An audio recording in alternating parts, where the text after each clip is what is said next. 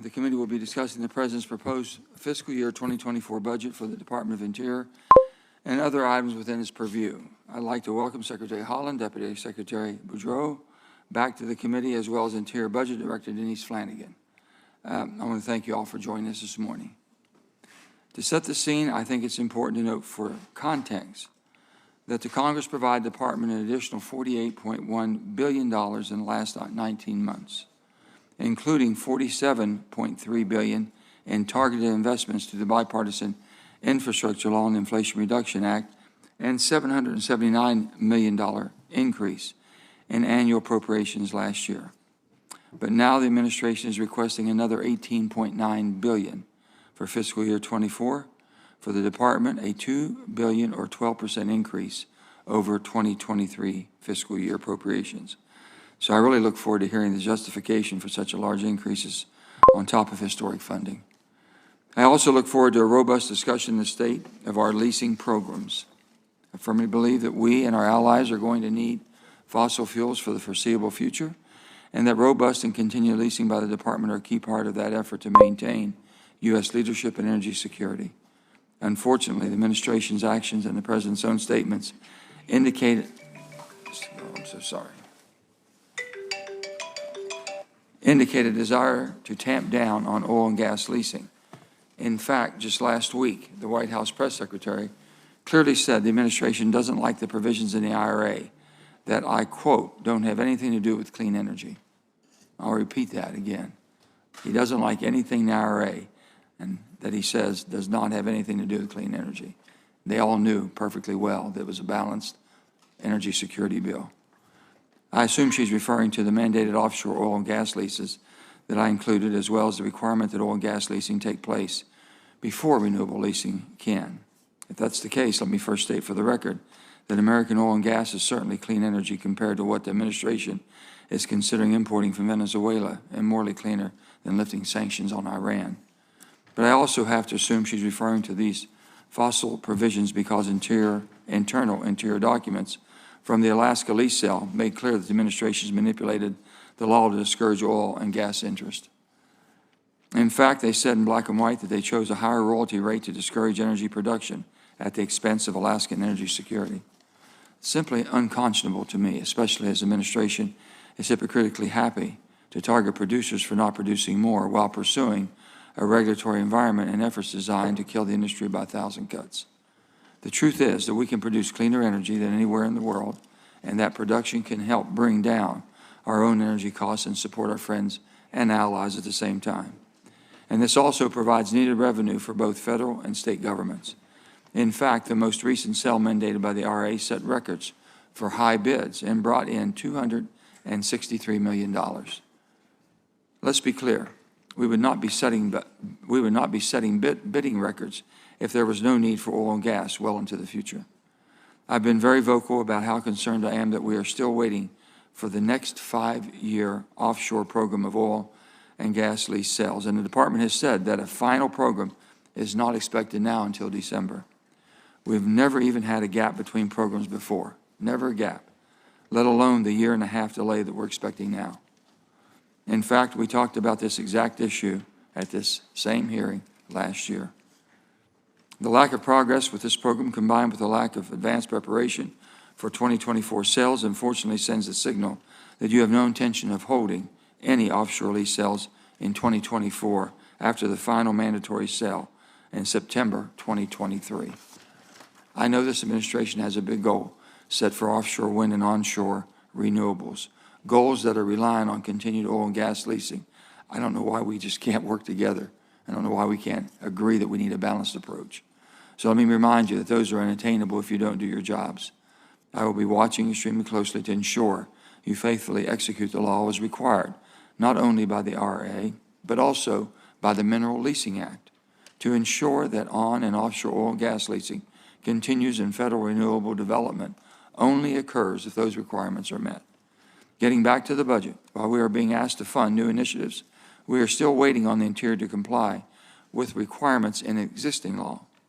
With agency leadership lamenting the lack of staff and agencies missing statutory deadlines, you would think that the department would be putting its resources towards meeting existing statutory requirements and deadlines.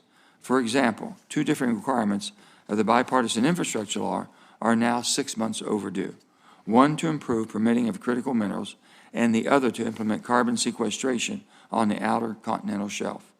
Instead, the department is prioritizing new administration-developed initiatives. In my view, Interior's failures to comply with laws Congress has passed is not a question of funding. It's a question of misplaced priorities, or perhaps a willingness to ignore certain requirements. Madam Secretary, I raised this issue with you at last year's budget hearing. Then in December, we talked about it with Mr. Boudreau in our committee's infrastructure implementation hearing after additional deadlines had been missed.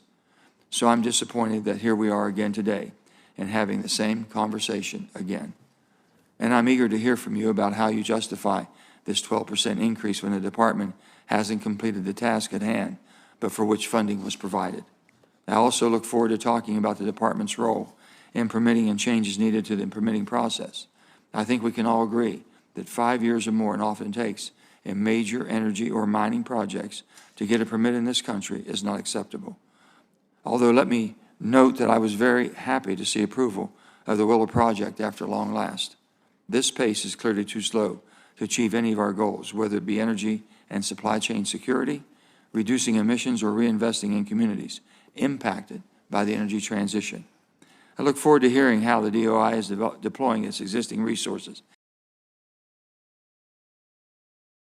and current tools to help tackle this issue, while acknowledging that significant permitting reforms will have to come from Congress. Secretary Holland, when it comes to these energy and mineral programs that are so crucial to our energy and national security, I must say, for the last few years, it has felt like we are repeating the same conversations and having the same talks over and over. I'm tired, and I know other members of this committee are tired of asking again and again, when will we see progress on the action required by law, and being told soon, and we are working on it. We need and deserve better answers than that, especially given the importance of so much of what the Department of Interior is responsible to do. So I'm hoping that we can have a productive discussion today and actually get some detailed answers. Now I'm going to recognize Senator Barrasso for his opening statement. Well, thanks so much, Mr. Chairman. Madam Secretary, welcome back to the committee.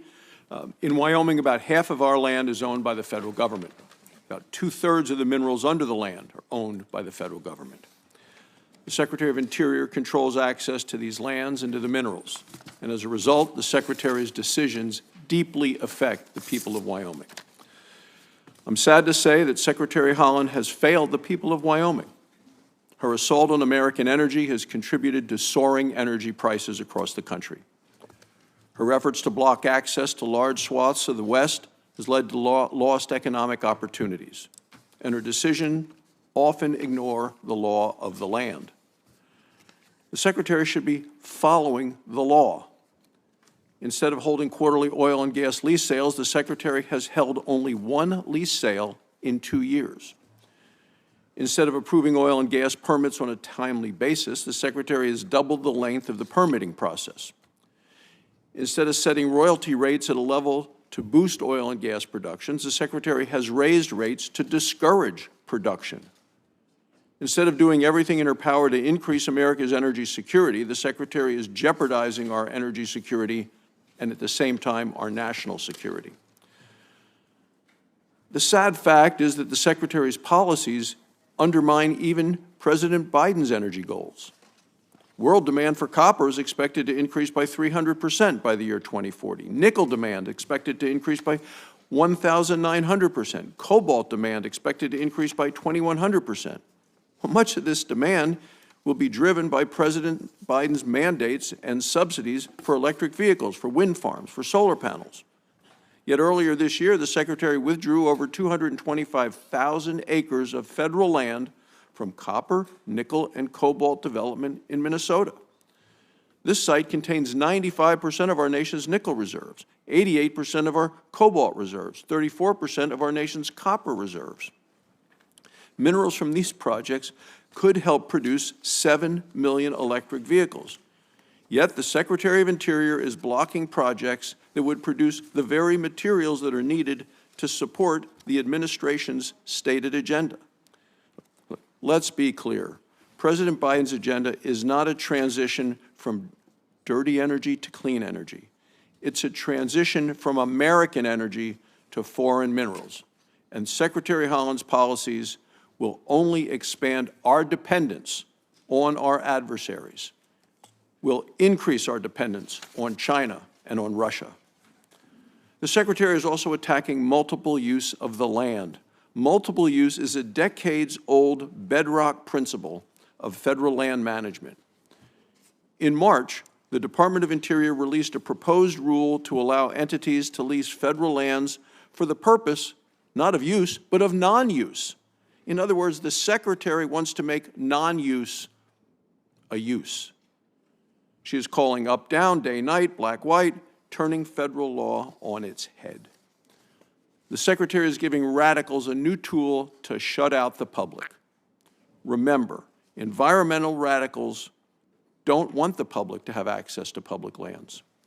Families and communities in Wyoming and throughout the West depend on access to public lands for grazing, for forest management, for recreation. The Secretary of Interior is aggressively working to take that access away from the public. Finally, the Secretary is seeking to cut funding in a budget that has a lot more money for a lot of things, wants to cut funding to the Bureau of Reclamation for the third year in a row. The Bureau is responsible for delivering water to the people of the West. In Wyoming, water sustains everything that we do. Our ranchers and farmers produce food for all Americans. They need to know that they're going to have enough water to do their jobs. So in the midst of a historic drought, now is not the time to cut the budget for the Department and the Bureau of Reclamation. The people of Wyoming and all Americans deserve better. Thank you, Mr. Chairman.